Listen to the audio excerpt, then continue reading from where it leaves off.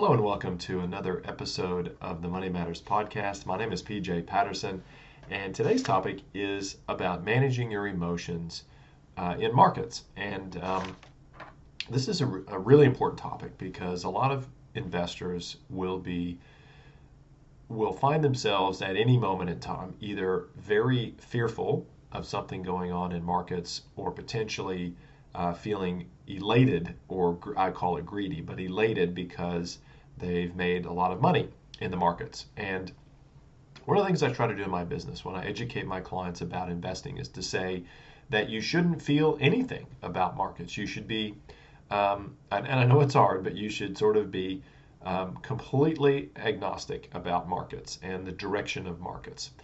The most important thing to do is to have some guideposts to help guide your emotions because let's face it, and I agree that it's very difficult to completely suppress emotion when you're trading because let's face it, when your account's ripping and you're making all this money in markets, you feel great. You feel like you can never do anything wrong, that you've made all the right decisions or whatever.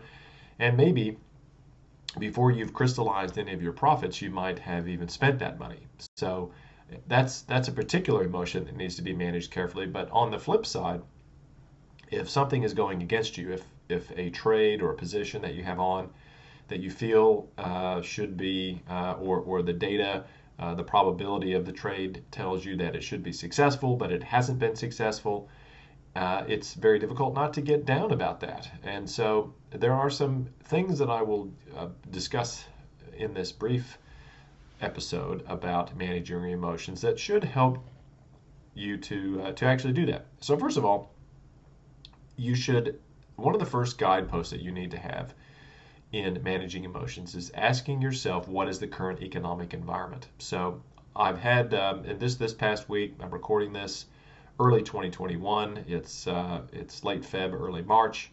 We've had a great run in markets thus far. Pardon me.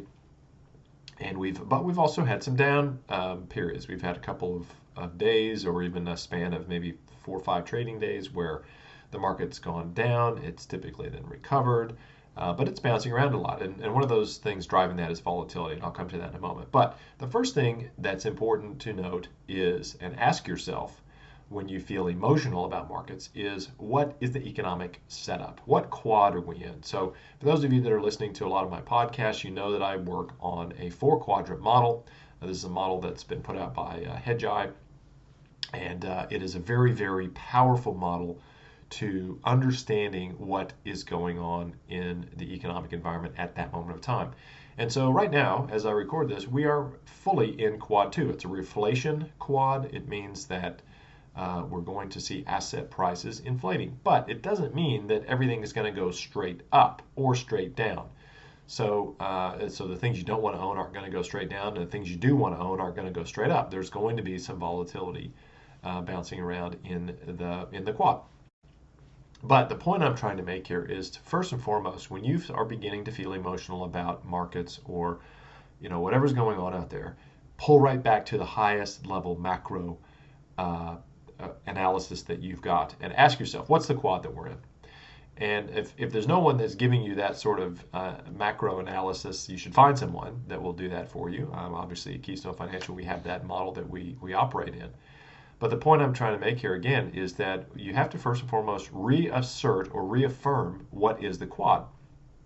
Because just because your trades aren't working today for some reason, because of something going on in the market, it could be a central bank doing something, it could be some other event that's thrown it through a loop or whatever, for a day or two, it doesn't mean that you're wrong about the market, or the market isn't going to eventually respond in the way that you've set your portfolio up. So again, pulling right back to the very highest level is probably the first and most important thing to do. Ask yourself, what quad are we in? So again, right now, we're in quad 2. In another 6 months, we may be in quad 4, and I would have a completely different portfolio setup to manage those risks. The second thing to do is to look at the volatility of the market. So there's a number of volatility measures. One of the key measures, and I'm based in Australia, so one of the key measures I look at for Australian volatility is the XVI, which is the Australian ASX market volatility index, and it will fluctuate depending upon what is going on in the market. Another key metric is the S&P 500 volatility index, which is the VIX, VIX, and then there's another volatility measure for the Vixen, which is for the Nasdaq, which is the VIXN, VXN. And anyway, I have had other podcast discussions about volatility, and there are three regimes of volatility. I'm not going to go through those today because you can go and have a listen to that podcast. But right now, we're in the volatility regime, which is the chop bucket. And so it's going to fluctuate quite a bit. It's going to go up to the high end of its range, and it's going to then come back down to the low end of its range. And of course, what we're looking for when we observe volatility is it episodic and non-trending, or is it signaling that there's a trend change? So again, managing emotion, and motion can be tied very clearly to volatility. As volatility rises, the markets are going to be doing could potentially be doing some very weird and nasty things, and moves will be exaggerated.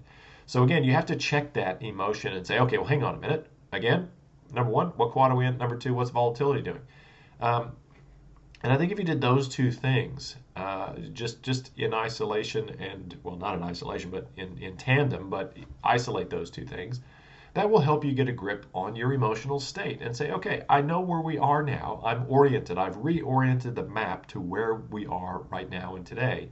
So I don't have to panic. And then, of course, you can just go through your positions and ask yourself, again, are these the things that I need to be owning for this quad and for this volatility regime? And if you get nervous about it, guess what? You always have the option to pare back your positions. You can sell some or all of them if you are nervous about it. You always have that option. So again, managing emotions in markets is a very, very difficult thing to do. I constantly find myself having to ask myself those two questions and there's a number of other questions I ask about markets too, which I won't go into today. But there's a checklist of things that I do and I go through whenever I'm feeling both elated and panicked about markets. I hope that's been useful. And as always, emotions are something that we all have to keep control over and manage. But if we have a good process, which I think I've gone through 2 good steps to a process today, if you have a process and you don't panic and you rely on the data and the probability of things occurring, then you will definitely be a more successful trader. As always, thank you very much for your attention, and I wish you all the success with your investing.